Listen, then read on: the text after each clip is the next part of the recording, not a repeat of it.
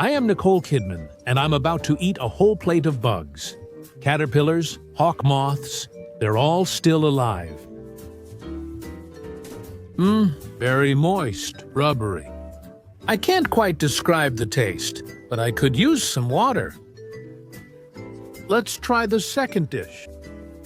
A small note, 2 billion people on the planet eat bugs, and I'm one of them. Well, here we go. I'll eat some mealworms. I'm telling you, I'm tougher than a survivor. And here, we've got crickets. Yeah, easy. And now for dessert, a fried grasshopper. They're just amazing. It's exquisite. Thank you for taking the time to watch me eat bugs. There are similar videos with other celebrities, including Angelina Jolie. By the end of last year, Earth's population exceeded 8 billion. This is one of the problems that concerns those who consider themselves the elite. How do you feed this useless, from their point of view, human biomass? A simple and catchy slogan was invented: Save the planet. Eat bugs. We can't avoid the topic of human population growth because, you see, it's at the root of a huge number of modern problems. None of this would have happened if the population was the same as it was 500 years ago. Insects are becoming a trend. The Western diet needs to shift and change. And most importantly, it's natural. It's normal. This is the way we need to adjust to feed the future. More than 2 billion people already regularly eat insects. According to this video from the World Economic Forum, it turns out that a quarter of the Earth's population is chewing on bugs. However, as Vladimir Ilyich Lenin wrote in his works, there are serious doubts about the credibility of quotes and facts on the internet. This statement, in the format 2 billion people around the world already consume protein-rich insects as food, is repeated as a fact on hundreds of websites and interviews, and nowhere are there any references or studies that would confirm this. Yes, beetles are eaten, and this is one of the popular tourist attractions in shocking Asia. Chinese markets are filled with caterpillars and beetles for tourists, but modern Asian food is chicken or pork, rice, egg batter, and lots of sauce. The history of eating bugs goes back to hardship and poverty. Crop disasters happened because of droughts, floods, wars, natural disasters, or seasonal invasions, locusts. Ultimately, the only option was to get revenge by eating them. If a Chinese person can eat them, why can't a European? Well, at the very least, because it can lead to allergies or autoimmune reactions to an unfamiliar protein. What else can consuming insect protein lead to, besides autoimmune reactions and allergies? To parasites that we are not familiar with yet, because we don't eat bugs? Here is an interesting study from 2019. Here is a quote from it. Since January 1, 2018, a regulation of the European Parliament and Council from November 25, 2015 has come into force, which introduces the concept of new food products, including insects and their parts. The most commonly consumed types of insects are mealworms, house crickets, cockroaches, and migratory locusts. In this context, the unresolved problem is the role of edible insects in transmitting parasitic diseases, which can significantly harm their reproduction and may pose a threat to humans and animals. Parasites were found in 81% of all surveyed insect breeding farms. In 30% of cases, the parasites were potentially pathogenic to humans. Edible insects are an underestimated source of parasites for humans and animals. Here's an ad from Żelazny Człowiek. This is flour made from mealworms. This is insect protein, which was recently approved by the European Union for human consumption. You're not making me eat some kind of dirt right now, are you? No, man, I wouldn't trick you. You and I are blood brothers now. It's protein. Basically, it's tasteless. It's just a protein supplement. I'll be able to add it to smoothies and stuff like that. Exactly. You can make anything you want from it.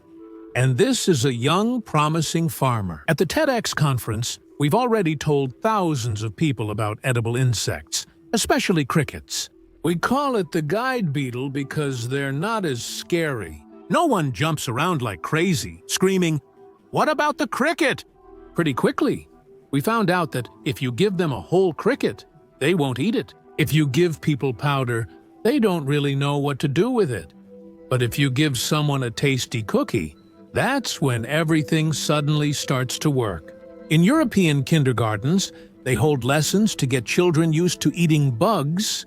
They also make cute flyers. But that's all in the West. What's happening in Russia? A new diet awaits all Russians. Many also won't notice they've switched to a chitin-based diet. Tomsk scientists announced today that slugs and rhinoceros beetles are dozens of times healthier than pork and beef. The Russian Union of Industrialists and Entrepreneurs proposed replacing meat with insects. In September, Minister of Industry and Trade Denis Manturov tried a burger with fly larvae at the InnoFood exhibition in Sochi and called for changing consumer mentality in Russia. What is known about who fed the minister? He's a guy from St. Petersburg. His name is Andrei, and he runs a TikTok with news, jokes, and recipes for larva burgers for Manturov. The world's main philanthropist, Bill Gates, by the way, is simultaneously buying up agricultural land in the United States on a large scale and investing in startups developing insect-based food for starving countries. This is reported in the article, Burgers, Bugs, and the Shift to New Forms of Consumption by the World Economic Forum. This is a Swiss non-governmental organization, a driving force in matters of food security, an eco-friendly future, and innovative developments in the field of increasingly high quality and proper living on the planet, which ultimately sets the terms of existence for the world. The Great Equalizer. In the version of the head of the World Economic Forum, Schwab, this is called the Great Reset by 2030 descripts. They are preparing the world for rationed consumption, as they call it. Rationed consumption is a special figure of speech, a kind of hypocritical term. You're entitled to a bowl of food, a piece of bread, and 2 shirts. It's very similar to a specific distribution mechanism that the English introduced back in the 19th century, which was called a concentration camp. However, you can't push the idea through under such a heavy name, so now this concept is being introduced with kind mantras. We care about a small carbon footprint, and crickets have the smallest carbon footprint. It is claimed that insect protein is good for fighting world hunger and for protecting the planet from the nasty human carbon footprint, which makes up only a few % of the biosphere. Everyone is definitely recommending that we eat less natural meat, because this will lead to a reduction in the need for domestic livestock and a decrease in the share of agricultural land use in the world economy. The architects of the Great Reset are already sharing their thoughts on what our diet will look like by 2030. It turns out that by that year, humanity will be eating 40% less in order to achieve net zero carbon monoxide. 2. It's good for our waistlines and good for our planet. 2/3 of the human body's protein needs will come from domestic insects, like cockroaches, flies, and worms. The remaining third of protein will come from soy proteins, lab-grown meat, and processed GMO products. So, it turns out that everything natural is outdated and bad, while everything grown in laboratories is eco-friendly and good. But maybe it's not really about ecology at all, but about establishing control over resources, including food. What could have more power than control over the main biological need of a human being? In 2016, the World Economic Forum released a video with 8 predictions for life. In 2030, sparking controversy. It predicted a world without private property, living by subscription, and giving up meat. You will own nothing, and you will be happy. Everything you want, you will rent, and it will be delivered by drones. Let's take another look at the rapid timeline of this agenda. November 2016. A Forbes article by a World Economic Forum participant. Welcome to 2030. I own nothing, I have no privacy, and life has never been better. July 2018. For the first time, the World Economic Forum website openly discusses edible bugs. In September 2019, it mentions bug burgers and shifting to new eating habits. January 2021. The European Union officially approves the sale and use of mealworms for making food for people. February 2022. The New York Times publishes video recipes for dishes made from larvae. July 2022, products with a food additive made from crickets are planned to be produced in the Moscow region. August 2022. Shoppers in Canada discovered insect flour in regular cheese sticks. October 2022. Supermarkets in the United Kingdom plan to sell larvae and beetles as food to help poor people get through the winter.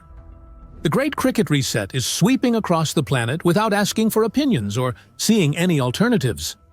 Who knows how soon the phrase, "you should eat bugs to help the planet," will turn into, "today you either eat bugs or you don't eat at all." Will all of this still make you smile in 6 months, a year, or a couple of years?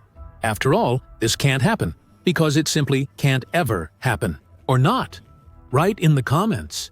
And since when did you even start caring about the things around you? You're from Hollywood, so you only care about yourself. Subtitles.